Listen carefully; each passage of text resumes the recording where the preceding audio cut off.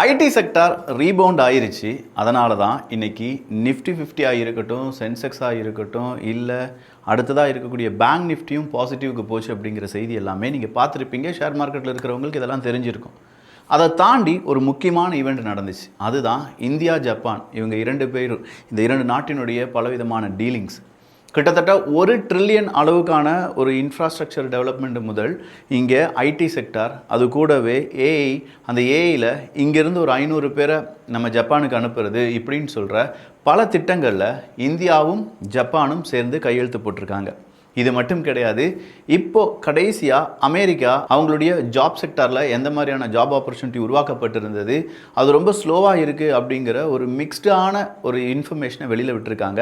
அதன் காரணமாக அமெரிக்காவினுடைய பங்கு வர்த்தகம் எப்படி நடைபெற்று கொண்டிருக்கிறது, வர 3ஆம் தேதி அமெரிக்காவினுடைய பங்கு வர்த்தகம் இல்லை என்பதும் குறிப்பிடத்தக்கது. இது எல்லாத்தையுமே இந்த ஒரு பதிவில் பார்க்க போகிறோம். இது தமிழ் பொக்கிஷம் வழங்கும் பணவியல், பணமும் பணம் சார்ந்த செய்திகளும்.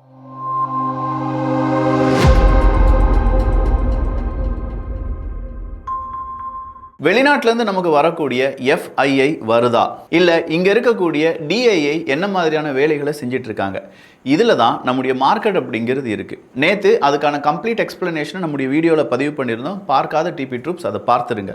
ஸோ முதல்ல இந்த 2026 சோஃபார், இந்த 2026ல் 3.4 லட்சம் கோடி அளவுக்கு மார்க்கெட் ஃபாரின் இன்வெஸ்டர்ஸ் அப்படிங்கிறவங்க என்ன செஞ்சுருக்காங்க, அவங்களுடைய பணத்தை வெளியில் எடுத்துகிட்டு போயிருக்காங்க. அதே நேரத்தில் டொமஸ்டிக் இன்ஸ்டிடியூஷன்ஸ் கிட்டத்தட்ட 4.73 லட்சம் கோடியை மார்க்கெட்டுக்குள்ளே கொண்டு வந்திருக்காங்க. ஸோ 3.47 லட்சம் வெளியில் போகும்போது 4.73 லட்சம் கோடி உள்ளே வந்திருக்கிறதுனால இங்கே ஒரு பேலன்ஸ் இருக்குது. அதனால் நம்ம மார்க்கெட் விழுகிறதுக்கான வாய்ப்புகள் பெரிய அளவில் இல்லை அப்படிங்கிறத பார்த்த முடியுது. இப்போ டிஐஐ கிட்டத்தட்ட இன்னைக்கு ஒரு நாளில் 17,391 கோடி ரூபாயை சோல்டு பண்ணுறாங்க. அதே நேரத்தில் 15,607 கோடி ரூபாய் அப்படிங்கிறதுக்கான இக்விட்டிஸை அவங்க வாங்குறாங்க. ஸோ இதுக்கான நெட் ஃப்ளோ அப்படின்னு சொல்லும்போது சுமார் 1,784 கோடி ரூபாய். ஆனால் அதே நேரத்தில் எஃப்ஐஐயை பொறுத்த வரைக்கும் பர்ச்சேஸ் பண்ணது 14,000 கோடி, இக்விட்டிஸ் அவங்க சோல்டு பண்ணது அப்படிங்கிறது 14,330 கோடி. அப்போது நெட் அவுட்ஃப்ளோ அப்படிங்கிறது 311 கோடி. ஸோ இந்திய மார்க்கெட்டிலிருந்து எஃப்ஐஐ இன்றைக்கி ஒரு 300 கோடியை வெளியில் கொண்டு போகும்போது நம்ம டொமஸ்டிக் இன்ஸ்டிடியூஷன்ஸ் என்ன செஞ்சுருக்காங்க, கூடுதலான பணத்தை உள்ளே கொண்டு வந்திருக்காங்க. 2026 இனி வரக்கூடிய நாட்களை பொறுத்த வரைக்கும் இந்தியாவினுடைய வளர்ச்சி அதிகமாக இருக்கும் அப்படின்னு சொல்லி பலராலும் ப்ரெடிக்ட் பண்ணப்பட்டிருக்கு. அதில் குறிப்பாக ஐடி செக்டார் தான். இன்றைக்கி நீங்கள் பார்த்தாலே தெரியும், நிஃப்டி இந்த அளவுக்கு உயர்வதற்கான காரணமே ஐடி செக்டார் மறுபடியும் ரீபவுண்ட் ஆயிடுச்சு அப்படிங்கிற அந்த செய்தி தான். பட் இந்த ஒரு நல்ல செய்தி கேட்கும்போது ஒரு துக்கமான செய்தி ஒன்று வரும் பார்த்தீங்களா, அது மைக்ரோசாஃப்ட் வெளியில் விட்டுருக்காங்க. அவங்களுடைய ஒர்க் ஃபோர்ஸ்லேருந்து கிட்டத்தட்ட 2.7% அளவுக்கு அவங்களுடைய எம்ப்ளாயீஸை வெளியில் அனுப்ப போகிறாங்க. ஏன்னா ஆர்டிஃபிஷியல் இன்டெலிஜென்ஸ், அது சார்ந்து இருக்கக்கூடிய பல விஷயங்கள், இது எல்லாமே மனிதர்களுடைய தேவை அப்படிங்கிறத கம்மி பண்ணிக்கிட்டே இருக்குது. அதனால் நாங்கள் என்ன செய்கிறோம், இந்த மாதிரி லே ஆஃப் அறிவிக்கிறோம். அது 2.1%லேருந்து 2.7% அவங்களுடைய ஒர்க் ஃபோர்ஸில் இத்தனை மனிதர்களை வெளியில் அனுப்பும் அப்படின்னு சொல்லியிருக்காங்க. ஸோ மைக்ரோசாஃப்ட்டே இவ்வளோ மனிதர்களை லே ஆஃப் பண்ணுறாங்க அப்படின்னா அடுத்த 2-3 மாதங்களில் நிறைய லே ஆஃப் செய்திகளை நம்ம பார்க்க வேண்டியதாக இருக்கும். ஐடி செக்டாரில் நீங்கள் உங்களுடைய பங்குகளை வாங்கணும் அப்படின்னு நினைக்கிறவங்க அந்த நிறுவனத்தினுடைய பங்குகள் மட்டும், அதனுடைய லாபம், நிகர லாபம் மட்டும் பார்க்காம அவங்களுடைய ஃபியூச்சரிஸ்டிக் ஜாப்ஸ் என்ன, எந்த மாதிரியான ப்ராஜெக்டை அவங்க சைன் பண்ணி வச்சுருக்காங்க, எந்த நாடுகளுடன் அவங்க சைன் பண்ணி வச்சுருக்காங்க அப்படிங்கிறத தெளிவாக புரிஞ்சுக்கோங்க.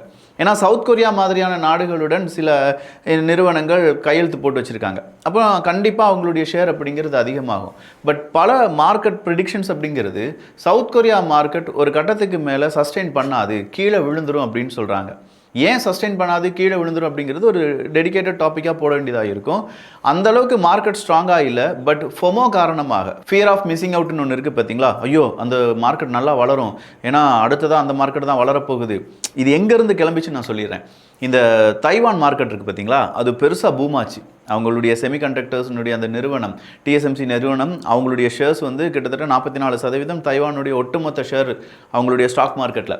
அப்போ அந்த நிறுவனம் வளர்ச்சி அடையும் போது தைவானுடைய பங்கு வர்த்தகம் வளர்ச்சி அடைந்தது. அப்போ செமிகண்டக்டர்ஸுக்கு டிமாண்ட் இருக்குது அப்படின்னு சொல்லும்போது கண்டிப்பாக தைவானுக்கு பிறகு அடுத்தபடியாக இருக்கக்கூடிய நாடு சவுத் கொரியா தான். எனவே தான் எல்லாரும் என்ன செஞ்சாங்க, சவுத் கொரியாவில் இன்வெஸ்ட் பண்ணாங்க. சவுத் கொரியாவினுடைய ஸ்டாக் மார்க்கெட் அப்படிங்கிறது அடுத்த லெவலுக்கு போச்சு. இந்தியாவினுடைய ஸ்டாக் மார்க்கெட்டே ஒருவேளை அது பீட் பண்ணிடலாம் அப்படின்னு சொல்லக்கூடிய ஒரு நிலைமைக்கும் வந்துட்டு இருந்துச்சு. ஆனால் இது வந்து ஒரு உதாரணம் நமக்கு கிடைக்கிறதுக்கு முன்னாடி சவுத் கொரியாவினுடைய மார்க்கெட் பூம் ஆயிருந்துச்சுன்னா ஓகே, கன்ஃபார்மாக நம்ம சொல்லிடலாம் சவுத் கொரியா மார்க்கெட் ரொம்ப பீக்குக்கு போயிடும். நீ அதுக்காக அது வளர்ச்சி அடையாதுன்னு கிடையாது, பட் ஷார்ட் டேர்மில் நீங்கள் வளர்ச்சி அடையும் அப்படின்னு சொல்லி யாரும் நம்ப வேண்டாம். அதுக்கு பதிலாக நிறைய இப்போ புதுசாக நிறைய இன்வெஸ்ட் பண்ணுறவங்க ஹைப்ரிட் ஃபண்ட்ஸில் இன்வெஸ்ட் பண்ணுங்க அப்படின்னு சொல்லி நிறைய பேர் சொல்லிட்டு இருக்காங்க. ஸோ நீங்கள் தெரிந்து கொள்ள வேண்டியது ஹைப்ரிட் ஃபண்ட்ஸ் அப்படின்னா என்ன, 10 லட்சம் ரூபாயும் தூக்கி ஒரே இடத்துல போடாமல் அதை நீங்கள் கொஞ்சம் டைவர்சிஃபிகேஷன் பண்ணி கொஞ்சம் உங்களுடைய பணத்தை சேஃப்கார்ட் பண்ணி வச்சுக்கோங்க என்பது தாழ்மையான வேண்டுகோள். சரி, அப்போ ஜப்பானுக்கும் இந்தியாவுக்குமான அந்த இன்வெஸ்ட்மெண்ட் பிளான் அப்படின்னு சொல்லும்போது $1 ட்ரில்லியன் அமெரிக்க டாலருக்கான இன்வெஸ்ட்மெண்ட் பிளான்ஸ் தான். ஸோ இந்த $1 ட்ரில்லியன் அமெரிக்க டாலர் அப்படின்னு சொல்லும்போது இந்தியாவுக்கும் அது ஜப்பானுக்கும் பெரிய தொகை. 2 நாடுகளும் சேர்ந்து அடுத்தடுத்ததாக பல ப்ராஜெக்டை இனிஷியேட் பண்ண போகிறாங்க. ஸோ நாளைய தினம் இல்லாட்டி சாட்டர்டே சண்டே இதில் ஏதாவது ஒரு தினத்தில் ஜப்பான் இந்தியா இவங்க 2 பேருக்கும் இடையே நடக்கக்கூடிய ப்ராஜெக்ட்ஸ் என்னெல்லாம், இப்போ நடந்துட்டு இருக்கக்கூடிய ப்ராஜெக்ட்ஸ் என்னெல்லாம், அந்த ப்ராஜெக்ட்ஸில் எந்தெந்த நிறுவனங்கள் பங்கு பெற்றிருக்கிறார்கள், அவங்களுடைய எதிர்கால திட்டம் என்ன அப்படிங்கிறத ஒரு வீடியோவாக நம்ம பார்த்துடலாம். ஏன்னா அந்த வீடியோ பார்க்கும்போது தான் ஜப்பானில் என்ன மாற்றம் நடந்தாலும் அதை நம்மை பாதிக்கும் அப்படிங்கிற ஒரு உணர்வு, ஒரு உள்ளுணர்வு நமக்குள் வர வேண்டும். அப்போ ஜப்பான் நிறுவனங்கள் அதிகமாக இந்தியாவுக்குள்ளே வரப்போகிறாங்க. அதே மாதிரி இந்தியாவினுடைய நிறைய மனிதர்கள், அதுவும் ஆர்டிஃபிஷியல் இன்டெலிஜென்ஸில் 2 நாடுகளும் ஒன்றிணைந்து நிறைய செயல்படுத்த வேண்டும் அப்படின்னு சொல்கிற திட்டம் போட்டிருக்காங்க. இந்த செய்தி அப்படிங்கிறது ஒரு பாசிட்டிவான செய்தியாக வெளியில் வந்ததுனால தான் அடுத்ததான் நம்முடைய மார்க்கெட்டுக்கு நெக்ஸ்ட் ஒரு ஹோப் கிடச்சிச்சு. ஸோ ஹோப் கிடைச்சதோடு மட்டும் இல்லாமல் அடுத்தடுத்த வளர்ச்சியை நோக்கி மார்க்கெட்டு போயிட்டே இருந்துச்சு. சின்னதாக ஒரு லேகு காணிச்சாலும் அடுத்தடுத்ததாக என்ன செஞ்சாங்க, ஒரு சப்போர்ட் கிடைச்சி மறுபடியும் நம்முடைய நிஃப்டியெல்லாம் உயரத்துக்கு கொண்டு போனாங்க என்பதும் குறிப்பிடத்தக்கது. இந்தியா ஜப்பான் ஏஐ பார்ட்னர்ஷிப்பில் முக்கியத்துவம் கொடுக்குறாங்க அப்படிங்கிறத தெளிவாகவே சொல்லியிருக்காங்க. அதே நேரத்தில் கிட்டத்தட்ட 500 highly skilled Indian AI professionals to Japan 2030க்குள்ளே நாங்கள் கொண்டு போயிடும் அப்படின்னு சொல்லி ஜப்பான் அவங்களுக்கான வாக்குறுதியை கொடுத்துருக்காங்க. அடுத்ததாக வந்திருக்கக்கூடிய செய்தி எது அப்படின்னு பார்த்தீங்கன்னா க்ரூட் ஆயில் அப்படிங்கிறது தான். க்ரூட் ஆயிலுடைய விலை கம்மியாக கிட்டத்தட்ட இப்போ $68 கீழே வந்துருச்சு. க்ரூட் ஆயில் அப்படின்னு சொல்லும்போது மிடில் ஈஸ்ட் டென்ஷன் கொஞ்சம் கொஞ்சமாக கம்மியாகிட்டே இருக்குது. 60 தினங்கள் ஸ்ட்ரைட் ஆஃப் ஹார்மஸை நாங்கள் மூட மாட்டோம், எந்த ஒரு பிரச்சனையும் எங்களுக்கு கிடையாது, அமெரிக்கா சொல்கிறதுக்காக நாங்கள் எல்லாமே தலையாட்டிட்டு தான் இருக்கோம். பட் 60 தினங்களுக்கு பிறகு இந்த பீஸ் டீல் அப்படிங்கிறது சைன் ஆகலைன்னா எங்களுடைய முடிவுகள் மாறும் அப்படின்னு சொல்லி ஈரான் நேற்று அறிவித்திருந்தார்கள்.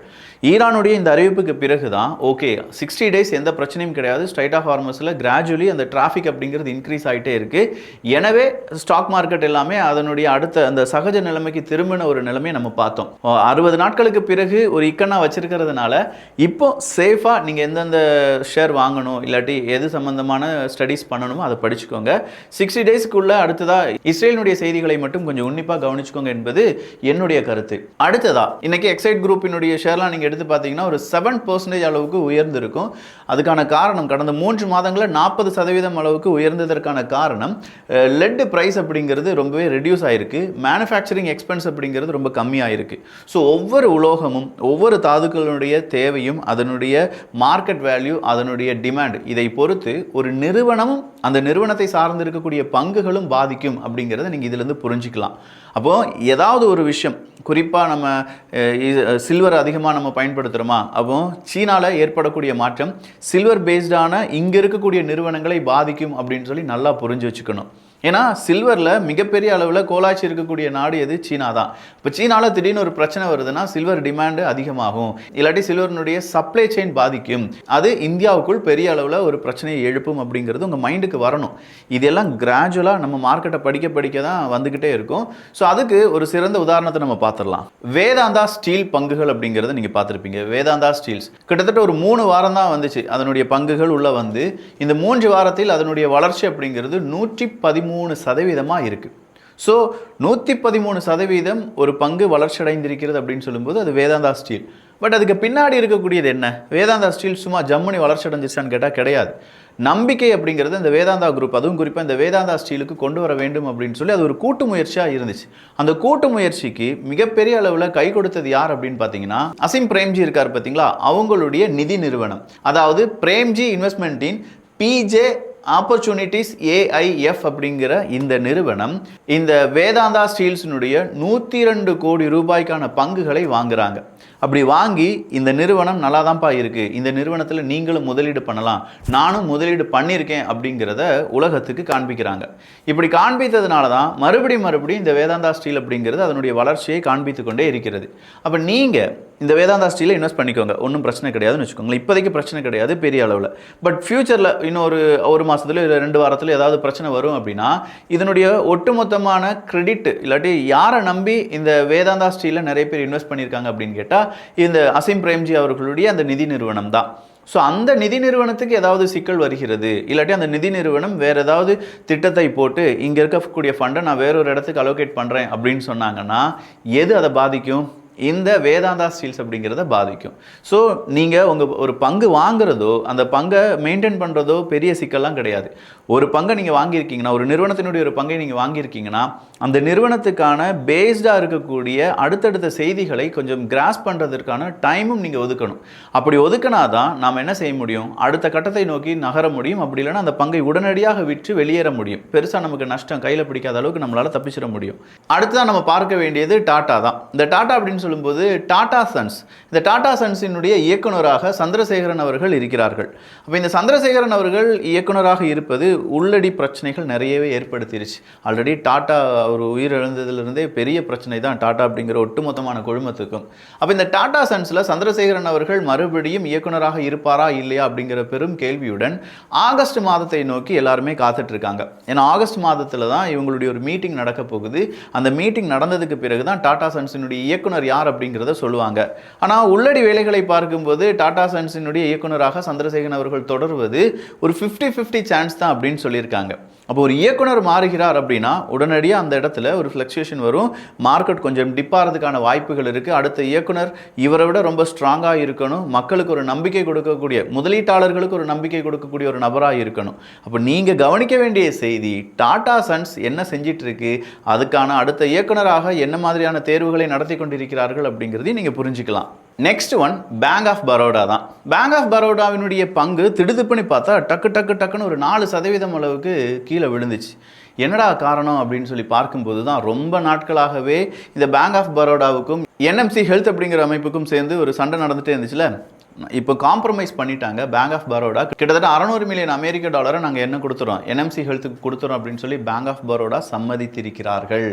ஸோ இவங்க சம்மதித்திருக்கிறனால இவங்க மேலே தப்பு இருக்கா அப்படின்னா முதலீட்டாளர்கள் அந்த இடத்துல ஒரு பேனிக் அடைஞ்சிருக்காங்க. அதனால தான் அதனுடைய பங்கு 4% கீழே விழுந்திருக்கு என்பதும் இங்கே நீங்கள் கவனிக்கப்பட வேண்டியது. இது இல்லாமல் இன்னும் சில முக்கியமான நிகழ்வுகள் எல்லாமே நடந்துட்டு இருக்கு. அதே மாதிரி இன்னும் டீப்பாக என்னென்ன விஷயங்களை பேச வேண்டும் அப்படின்னு நினைக்கிறீங்களா? மார்க்கெட் அப்படிங்கிறது ஒரு கடல் மாதிரி. ஒவ்வொரு பங்குகளையும் விவரிக்கலாம், ஒவ்வொரு நிறுவனங்களையும் விவரிக்கலாம், அவங்களுடைய எக்ஸ்பேண்டபிள் எப்படி இருக்குது அப்படிங்கிறதெல்லாம் விவரிக்கலாம். உங்களுக்கு ஷார்ட் அண்ட் ஸ்வீட்டாக என்ன வேணும் அப்படிங்கிறத கீழே கருத்துக்களாக பதிவு பண்ணிங்கன்னா அதை பேஸ் பண்ணி நிறைய வீடியோக்கள் போடுறதுக்கு நான் ட்ரை பண்ணுறேன். நல்லதை பகிர்ந்து நல்ல சமுதாயத்தை உருவாக்குவோம். நன்றி, வணக்கம்.